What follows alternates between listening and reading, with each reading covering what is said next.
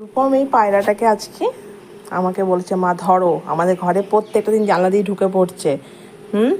তো বলছে যে ধরো একে, না ধরলে হবে না, একে আজকে একটা শাস্তি দেবো। তো রূপমের শাস্তি ছিল এই যে গেটের মধ্যে দেখতে পাচ্ছ, এই যে দড়িটা বেঁধে ওর পা দিয়ে বেঁধে রেখেছিল।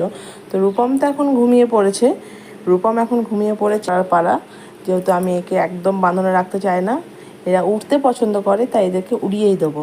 তো দেখো এমন ভয় পেয়ে জড়সড় হয়ে গেছে, এই যে কেমন তাকাচ্ছে, না ভয়ে ঘুমিয়ে যাচ্ছে, ব্যাপারটা বুঝতে পারছি না আমি। আমাদের হাঁ করছে মুখটাকে নিয়ে, বাবরে।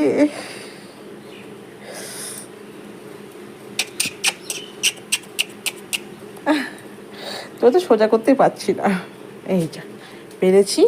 এরপর ওকে আকাশে উড়িয়ে দেওয়ার পালা, এরপর উড়িয়ে দেবো আমি। যা, কি করে উড়াবো, যা।